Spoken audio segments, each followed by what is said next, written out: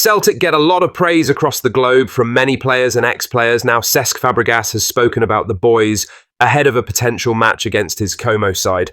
We will go over what he has said, whilst going over all the latest Celtic news from the last 24 hours.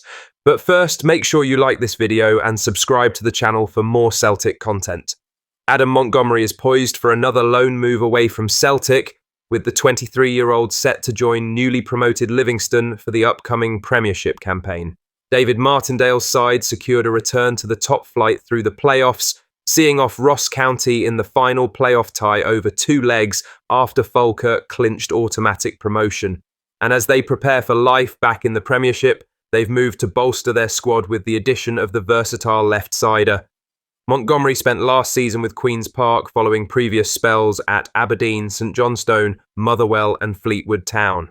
Despite featuring in Brendan Rodgers' pre-season plans, he now looks set for another loan stint to gain regular minutes. The Daily Record reports that Montgomery had interest from clubs both north and south of the border, but Martindale convinced him West Lothian was the right destination for the next stage of his development. He is still under contract at the club for another 2 seasons. Montgomery looked to be breaking into the first team in the 2021 to 2022 season after he made 16 senior appearances for the club under Ange Postecoglou. Fans will remember his calm assist for Jota in Celtic's first away win under the Aussie boss. A low, composed ball across goal that showcased the youngster's poise under pressure. Postecoglou praised the defender after that game, saying, "He showed tremendous composure. It was a simple pass across the goal, but at the end of the game when you need to win, he showed that composure. He is a very talented young player, and hopefully he continues to do that," Ange said. With first-team chances limited at Celtic this season, a full year of Premiership football could prove key for Montgomery as he aims to prove he still has a long-term future at Parkhead. Now for the main story, Cesc Fabregas could be set for a Celtic reunion this weekend as his Como side prepare to face either the Hoops or Ajax in the Football on the Lake tournament, and the former Spain midfielder hasn't forgotten his trip to paradise. Fabregas was part of the Barcelona side that lost 2-1 to Neil Lennon's Celtic in a famous Champions League night back in 2012. Now in charge at Serie A side Como, he could face Celtic again, albeit this time from the dugout.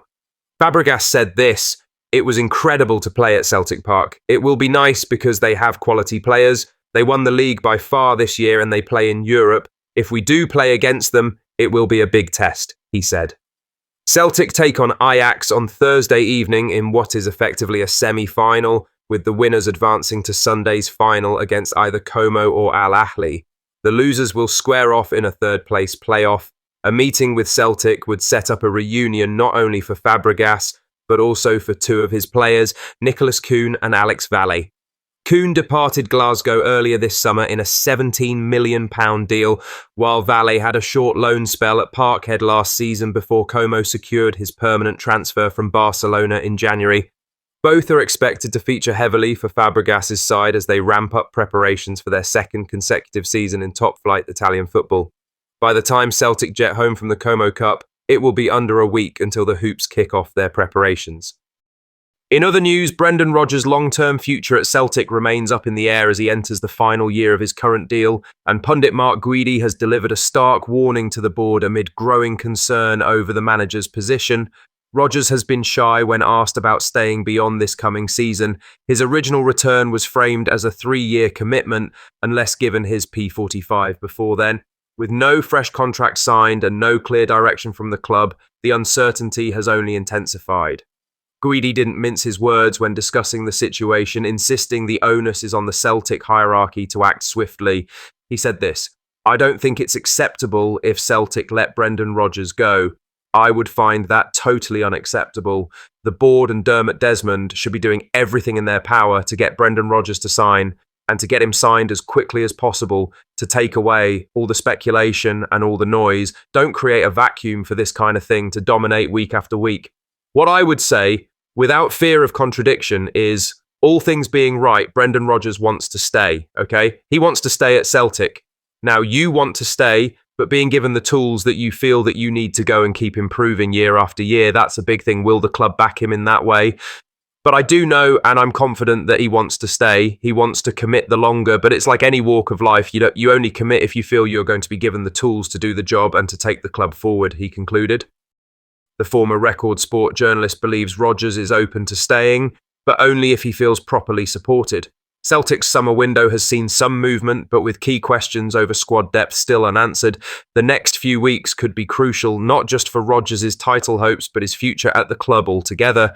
He was backed with cash last summer, and there is an expectation that the same could happen again this window, but question mark still hangs over many of last year's big money signings. In other news, Nicholas Cune could face his former Celtic teammates just weeks after departing Glasgow, with the winger eyeing a reunion at the inaugural Football on the Lake tournament in Italy. Cune joined ambitious Serie A side Como in a £17 million switch earlier this summer, linking up with a side led by Cesc Fabregas. The German spent 18 months in green and white, and he's hoping to come up against his old side in the pre-season competition on the banks of Lake Como. Celtic face Ajax in Thursday's semi-final, with the winners set to meet either Como or Al Ahly in Sunday's final. A third-place playoff awaits for the two losing sides. Speaking ahead of the four-team tournament, Cune revealed the light-hearted farewell he shared with the Celtic dressing room before heading for Italy. He said this: "Just before I left Glasgow, we were joking, so I didn't actually say goodbye. I said see you in 2 weeks. So now I'm looking forward to seeing all the lads back here. It will be nice. I hope we play Celtic. Obviously, I know a lot of players from Ajax as well, but Celtic would be something special," Cune said. And while Cune has ties to Ajax from earlier in his career, he made no secret of which reunion would mean more.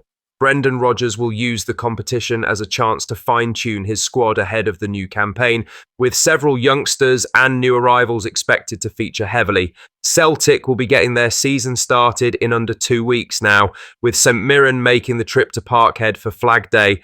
For Cune, this pre-season clash is a chance to show his progress under Fabregas, but also to share a pitch again with the squad he left behind. Lastly, Celtic striker Adam Idah took time out from pre-season preparations to visit the Down Syndrome Centre in Cork, a place he described as holding deep personal significance for him and his family. The Irish international, who has returned home during a break in Celtic's schedule before flying to Como, spent the day meeting children and staff at the centre, taking photos, chatting with families and learning more about the services offered. Sharing the experience on Instagram, Idah wrote this: "A place that means so much to me and my family. Thank you so much to the Down Syndrome Centre Cork for having me yesterday.